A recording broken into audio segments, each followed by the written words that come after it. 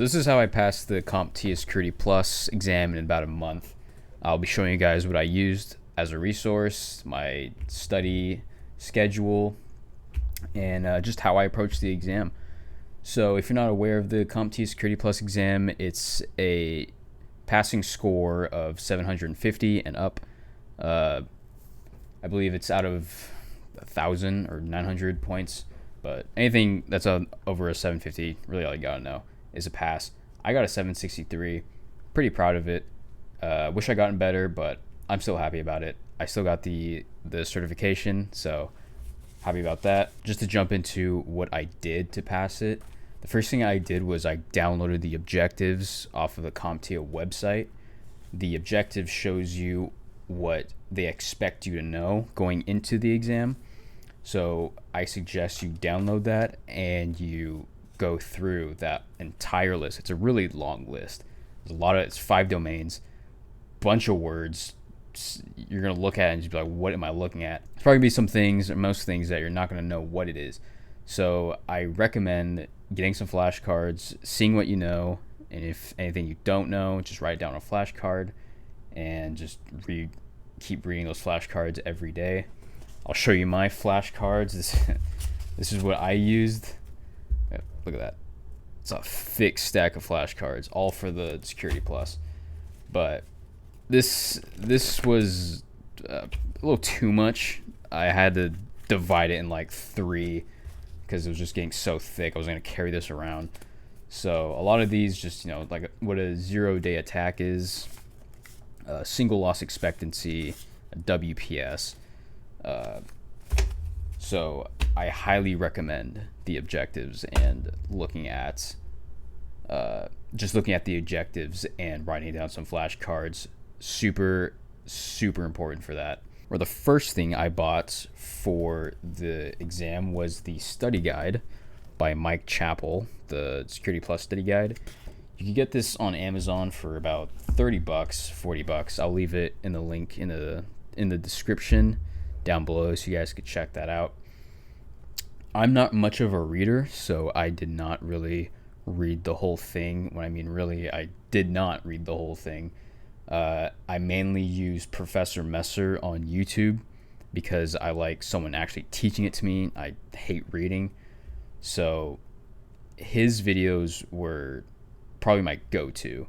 But if anything that I didn't know or didn't really understand, I would go back to the book because I think the book actually explains things really good in here. So if you are a reader, definitely go check out the book. There are a lot of other books. I have not touched those, but I do recommend the one by Mike Chappell. So what also helped me was a lot of practice exams. The best practice exams that were my favorite were Professor Messer's. You could get those on his website for about $30. It comes with 3 exams. I would take one exam and then I would see what I got wrong. And then the next day I would take another exam, and the next day I would take another exam. And then I would start from the very first exam that I took a few days later and see how much I learned. I would try not to memorize the answers. That's a very hard thing to not do. Try your best to not memorize the answers if you are taking the same practice test again. But his, I really recommend. Definitely go check those out. The next set of practice exams I used were Jason Dion's. His came with 6 exams, and you can get those on Udemy. Usually they'll be on sale for like $20. Don't pay the full price of like $100 or $70 that those things are going for. Just wait till that sale goes on for you can get for $20. But it comes with 6. The questions are very long. The answers are also very long. That's the one thing I didn't really like about his exams. It was mainly just like this whole paragraph of over detailed stuff, which is fine, but I just thought it was boring. But you could still use those. I enjoy them, I guess. They were good. I also used some free stuff online, which was Exam Compass. That was good. that was just like a quick, if I didn't really feel like studying, or just, I wasn't really doing anything, I would just look it up on my phone or on my computer, just go through like 2 of them, and then, call it a day, or whatever.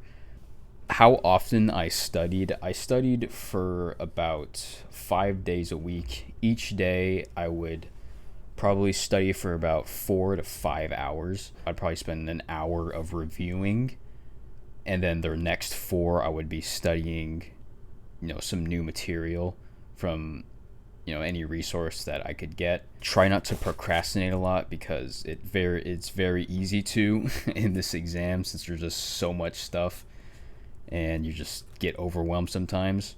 Don't get overwhelmed. It'll get better. Once you get the exam, you'll feel really relieved. So when you come close to taking the exam, definitely get a voucher. What I did was I actually scheduled my exam about a week or 2 before I was going to take it, because I felt like when I schedule it, it motivates me a lot to be like, oh shoot, I have an exam coming up, so I better get on that. So I do recommend scheduling your exam first if you are someone to procrastinate a lot. It just kind of lights a fire under you, so you stay motivated to get on top of things. So back to the vouchers. Professor Messer has some vouchers, as well as Jason Dion. You could use either of them. Don't pay the full price of the CompTIA Security Plus exam. I don't think anyone wants to pay $350. Might as well get a voucher and get it for $20-$30, maybe less. I took my exam in person. I heard a lot of stories of people taking it online, and they don't recommend it. Definitely do it in person if you can. I'm not going to risk doing it online. I did do my other certifications online, but those are because they were not as big as the CompTIA Security Plus, so I just got those out of the way at home. So all in all, for anyone that's going to take the exam soon, in about a week or 2, my advice is just, stay calm, just keep doing the flashcards. Don't be too nervous about it. I went into the exam pretty nervous about it. I thought it turned out to be harder than I did expect it to be, but it wasn't that bad. The exam isn't difficult, but it definitely isn't easy. It is an entry-level exam, so it's just going over the basics of cybersecurity. But anyways, that's pretty much it. Good luck to all of you who are doing the exam. I will make a video on my 2 other certifications that I had and how I passed those, so stay tuned for that. And thanks for watching.